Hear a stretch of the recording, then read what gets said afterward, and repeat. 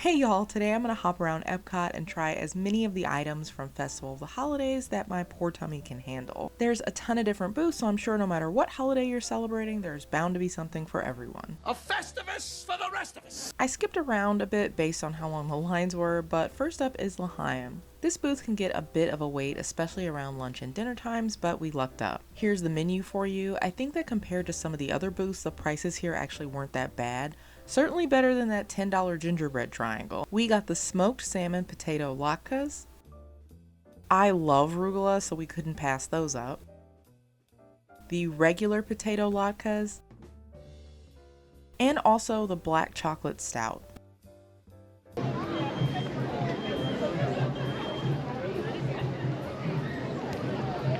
go bite of this.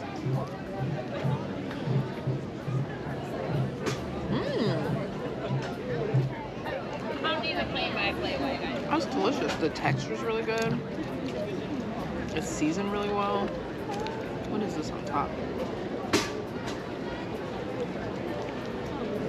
It's kind of an onion, like a yogurty onion kind of sauce. It's not mayonnaise-y. I could tell that, that's why I... That's delicious.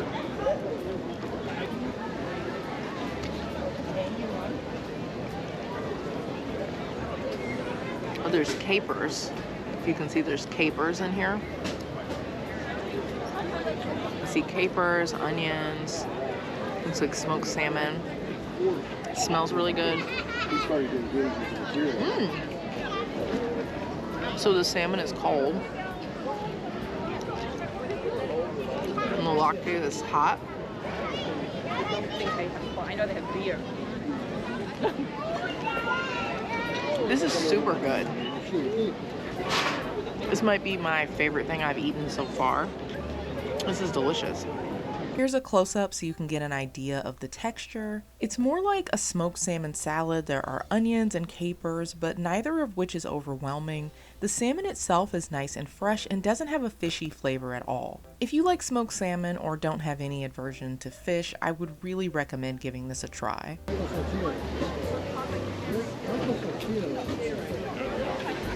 Oh, you'll like this too. It manages to be real chocolatey and it's not bitter. That's yummy too. This was a good booth so far. How do you like the salmon? Really good. Yeah. To me, this booth is a big win. We haven't tried the arugula yet, but everything we've tried so far has been really good. This is fantastic. All right, let's try arugula. I think this is raspberry.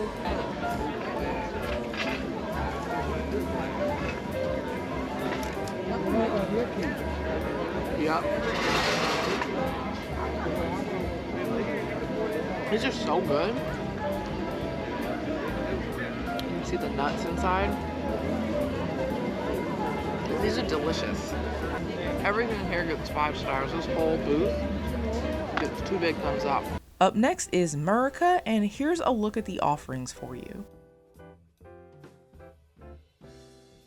This is another one where the line can get kind of long, I think because there's a lot of foods that everyone's really familiar with, so if you're less adventurous food-wise, they kind of have you covered here. Isn't the tree beautiful here? What pavilion had your favorite decorations this year? This is the slow roasted turkey, and it comes with stuffing, mashed potatoes, green beans, and cranberry sauce. The turkey wasn't overcooked or dry, it was nice and tender. The fried onions on top were nice and crunchy still. The stuffing was well seasoned, getting that flavor of the onion, maybe some celery, parsley. They did a really good job with this. The mashed potatoes are from real potatoes. There's a few potato chunks and little pieces of skin here and there. Again, nicely seasoned. And the green beans are fresh. Overcooked for us, but definitely not from a can. Overall, I would recommend. Up next is the beer flight.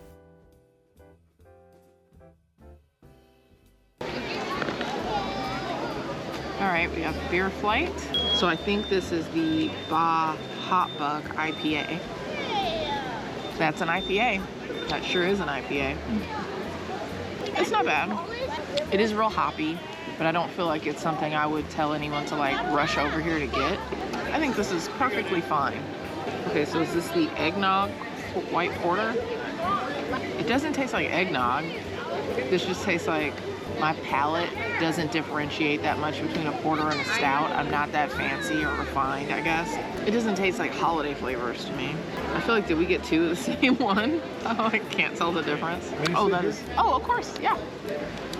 Okay, get the tooties. Okay, this one does taste like peppermint. Peppermint chocolate stout. So this is the only one to me that has like identifiable flavor. If I had to rank these, it would be, I like this one the best, and I wouldn't get the other two. That would be my ranking. They're not bad, they're just not, it definitely doesn't taste like eggnog, the one in the middle at all.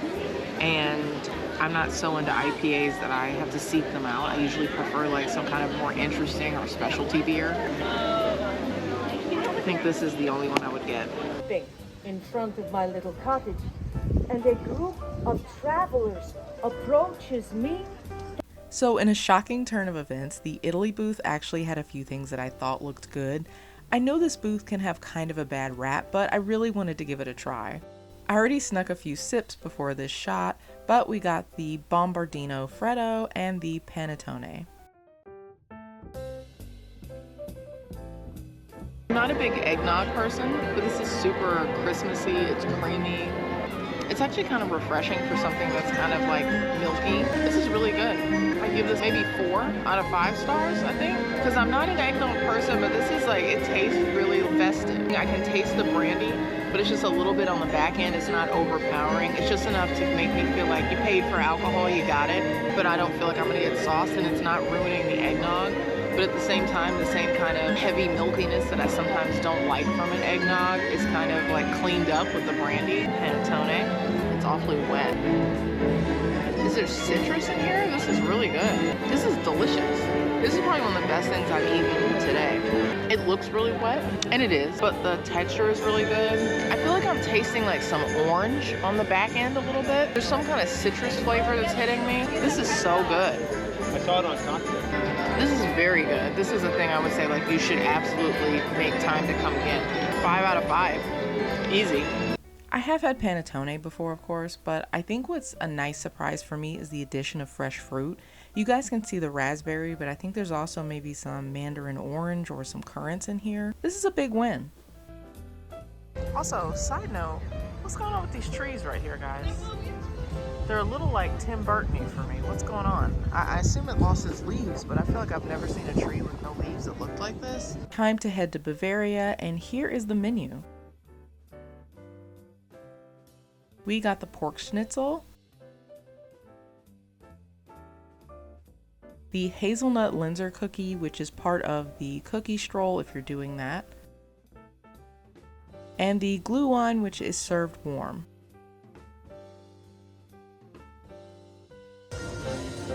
Oh, this is really good. It's hot. This tastes more like grape juice than the glühwein we've had at home. That's pretty good. Especially like tonight when it's so cold. This is awesome. So this is where we regretfully didn't follow the festival advice I usually give, which is to avoid anything that's batched and just sitting out. This was cold when we got it, and it wasn't like it took us a long time to find a table. The pork was strangely thick, like a chicken tender. Anytime I've seen this dish, the pork is usually pounded out kind of thin. Let me know in the comments if you've had it this way before. I'm not a pork schnitzel expert. The flavor was just okay, but I think you should spend your money on something else.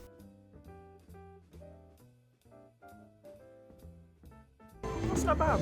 It's good. It's not overly sweet. It's delicious, but I don't think I would rush over here to get it. The flavor of the jam is nice, and I think it's complemented by the nuttiness of the shortbread. The texture is somewhat soft, and the hazelnut gives a nice mouthfeel. It was really the only cookie in the stroll that I was interested in, and I wasn't disappointed. Now let's head to refreshment port. Here's the menu. There's really only one food item, so that's what we're gonna get. This is the peanut stew, which is plant-based, and I really wish you could smell through the screen. It smells incredible. We also got the Boyd and Blair chai tea mule. Let's give it a bite.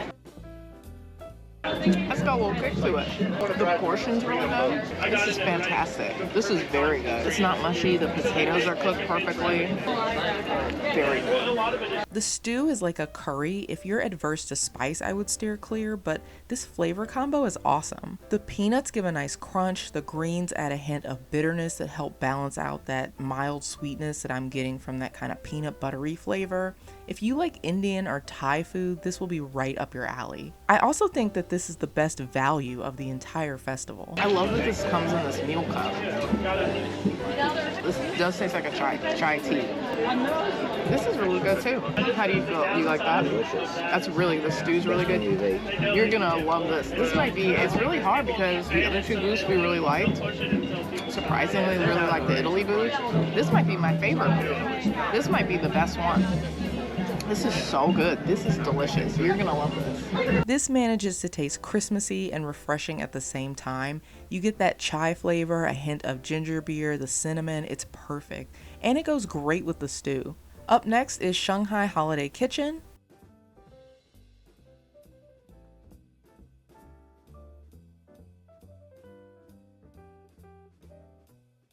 Little cup, giant straw. Other than mildly sweet, I'm getting a hint of gin, but there's not a ton of flavor. Pretty, but you don't need this. Instead of boba, it's like chunks of lychee in the bottom. This on the outer rim is sugar. I mean, between the glitter and the lychee, and it's just pretty, I would probably give this a 4, just based on that. But I mean, I feel like flavor alone is maybe a 3.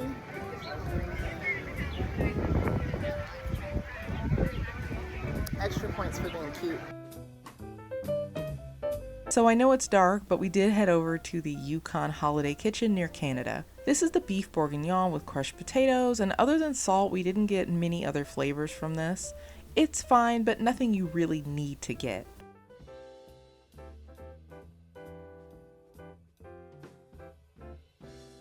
Alright, let's get a little bit of all the good stuff. That's the fennel that's on top. The butternut squash is good. It's like thicker. It's almost more like a sweet potato. I think the fish is cooked really well. It's seasoned really good. This is a win for me. This is really good. I didn't get too much of the maple bourbon glaze, but I think that flavor mixed with the squash puree. But this is a great bite together, and the salmon is perfectly cooked. This is a must get for me.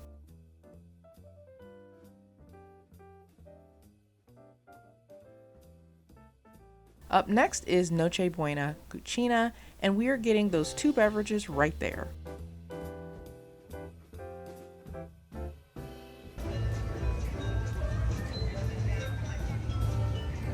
It's okay. I think my issue with this is that the flavors are really good, and I love that it's served warm, but it just tastes watered down. I feel like this would be amazing otherwise and really taste like Christmas. Maybe we just got an off batch. Here's a look at the fruit in the bottom. I don't feel like it was really in there long enough to soak up that flavor though. This Mexican hot chocolate milk stout is really good though. It tastes just like hot chocolate. This is probably the most enjoyable beer we've had so far. Onward and upward to flavors of festivals past.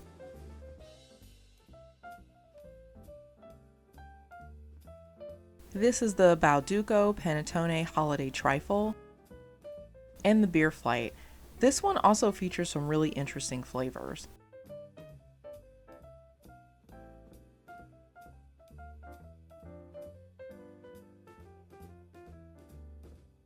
The DJ was killing it, so you get to hear later Lauren tell you how it was. Overall, it was a tad on the sweet side for me, but really delicious, and I think this will be a lot of people's favorites. Texturally, the panettone is soft but not mushy, and the custard isn't screaming eggnog to me, but it really does taste like the holidays. My favorite part of this is the cranberry and cherry compote. The cherries are richer in flavor and taste maybe more like Luxardo cherries, I'm not sure. And those cranberries are actually raw and coated in sugar. I've actually only ever had fresh cooked cranberries before, and this was my first time having them like this, but it added some extra textural interest. Again, in the interest of avoiding a copyright strike, I'm gonna voice over myself for this part too. What past Lauren is telling us is that the tiramisu imperial stout does in fact taste very much like tiramisu. The flavor I'm really getting is espresso liqueur.